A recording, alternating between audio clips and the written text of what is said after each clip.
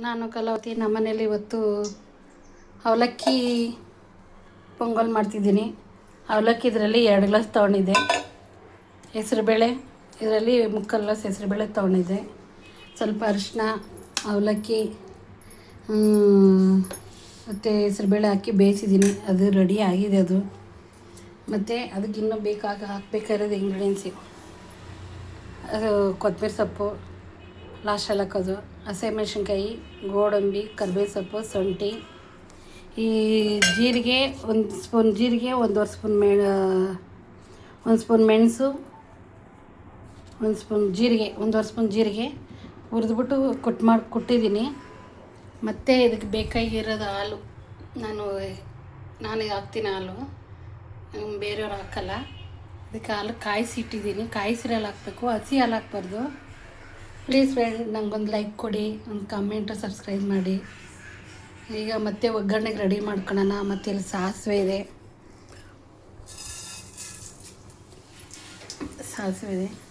ಮತ್ತು ಇದಕ್ಕೆ ಸ್ವಲ್ಪ ತುಪ್ಪ, ಆಲ್ರೆಡಿ ತುಪ್ಪ ಹಾಕಿದ್ದೀನಿ. ಮತ್ತು ಈಗ ಎಣ್ಣೆ ಹಾಕ್ತಿದ್ದೀನಿ. ಇದು ಸಾಸಿವೆ ರೆಡಿ ಆಗಲಿ.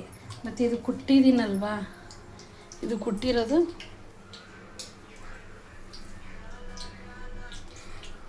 ಅದಕ್ಕೆ ಹಾಕಿದ್ದೀನಿ. ಅದು ನಾನು ಹಾಲು ಹಾಕ್ತೀನಲ್ವ, ಆವಾಗ ಒಂದು ಅದಕ್ಕೆ ಬರುತ್ತೆ. ಇದು ಸಾಸಿವೆ ಸಿಟ್ಲಿ ಆಯಿತು.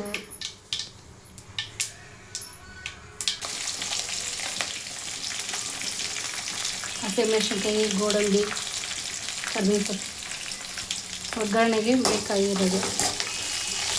ಸ್ವಲ್ಪ ಗೋಡಂಬಿ ಹಾಕೊಳ್ಳಿ, ಚೆನ್ನಾಗಿರುತ್ತೆ. ಗೋಡಂಬಿ ಇಲ್ಲಾಂದರೆ ಕಡಲೆ ಬೀಜನ ಹಾಕ್ಕೊಬೋದು. ನಾನು ಮತ್ತು ಸ್ವಲ್ಪ ಜೀರಿಗೆ ಒಗ್ಗರಣೆಗೆ ಹಾಕ್ತಿದ್ದೀನಿ.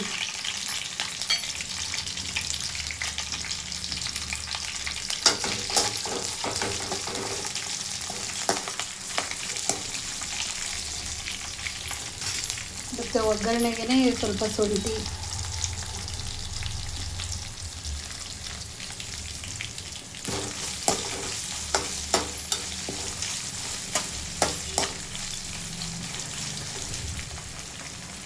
ಇದು ಫ್ರೈ ಆಗಲಿ.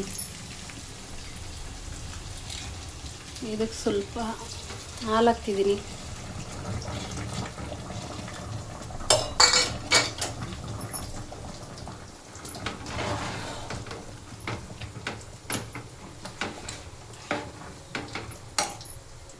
ಪೊಂಗಲ್ಗೆ ಹಾಲು ಹಾಕಿದ್ದೀನಿ. ಹಾಲು ಕಾಯಿಸ್ಬಿಟ್ಟು ಹಾಕ್ತೀನಿ, ನಾನು ಹಸಿ ಹಾಲು ಹಾಕಲ್ಲ.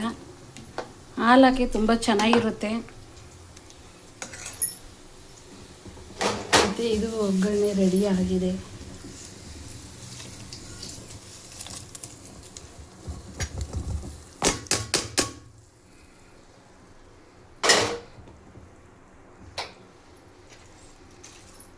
ನೋಡಿ ಫ್ರೆಂಡ್ಸ್, ಹೆಂಗಿದೆ, ತುಂಬ ಚೆನ್ನಾಗಿ ಕಾಣ್ತಿದೆ. ಕಲರು ನೋಡೋಕ್ಕೂ ತುಂಬ ಚೆನ್ನಾಗಿದೆ, ತಿನ್ನೋದಕ್ಕೂ ಹಾಗೆ ತುಂಬ ರುಚಿಯಾಗಿರುತ್ತೆ.